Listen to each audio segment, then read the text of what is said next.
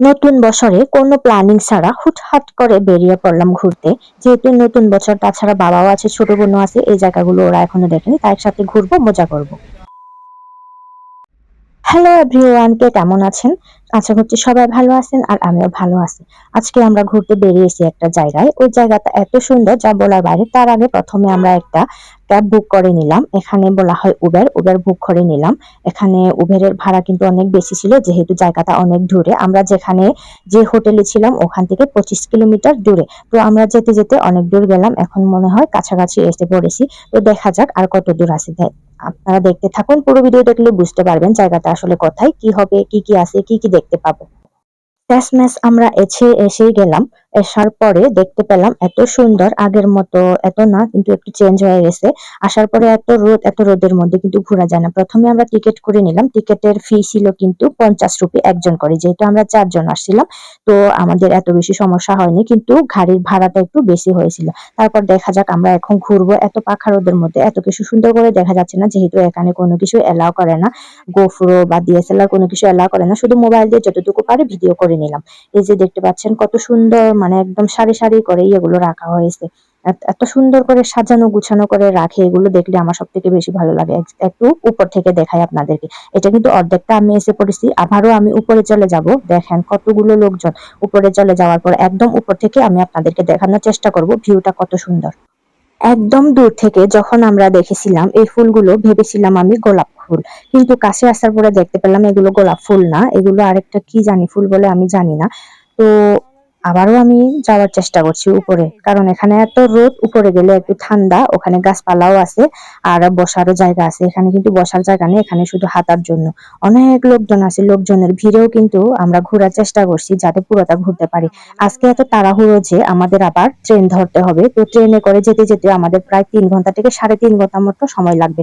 তাই আমাদের আজকে তাড়াহুড়ো, আজকে না গেলে হবে না, কারণ আমাদের এত বেশি সময় থাকে না, কারণ ছুটি মিলে না। যেহেতু কাজ করলে ছুটি এত সব সময় পাওয়া যায় না। একদিনে সপ্তাহে একদিন ছুটি মিলে, কিন্তু যখন আমরা 2 দিন ছুটি পাবো, হয়তো এক সপ্তাহ ছুটি না নিয়ে এক নাগাড়ে 15 দিন আমাদের ডিউটি করতে হয়। ডিউটি করার পরে আবার মানে ছুটিটা 2 দিন একসাথে পায় আর কি। তো আজকে হঠাৎ করে যখন ছোট বোনের 2 দিন ছুটি মিললো, এই কারণে কিন্তু আমাদের এখানে আসা।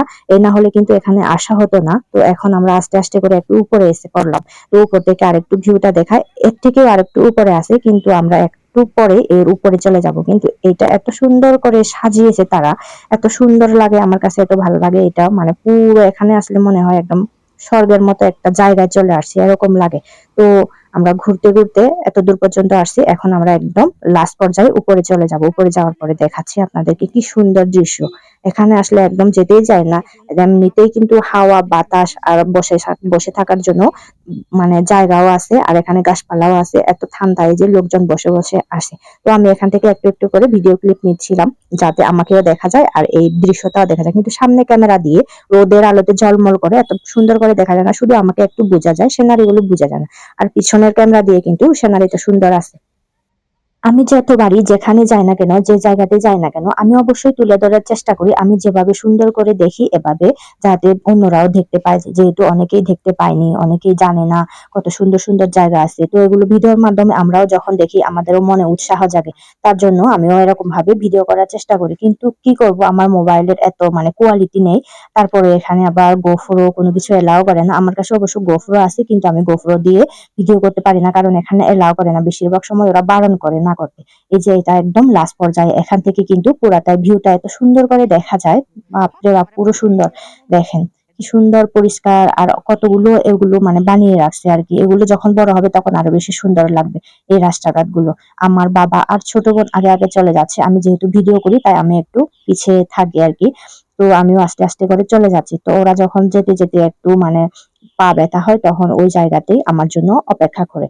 তো আমরা ছোট বোন আর আমি মিলে এদিক আরেকটা সাইড দিয়ে আসার সময় কিন্তু সোজা গিয়েছিলাম আসার সময়। তো আমি যখন চলে যাচ্ছি তখন আরেকটা রাস্তা দিয়ে চলে যাচ্ছিলাম। তো যেতে যেতে এইটা দেখতে পেলাম, মানে এটা এত সুন্দর পানি পড়তেছে। আমরা কিন্তু উপরে ঘুরে মানে এখানে চলে আসছি। এখন আমার বাবা কিন্তু আগে আগে চলে গেছে, যেহেতু আমরা 2 বোনে একটু ছবি তুলি, ভিডিও করি বা কোনো কিছু, এই জন্য আমাদের একটু মানে লেট হয়।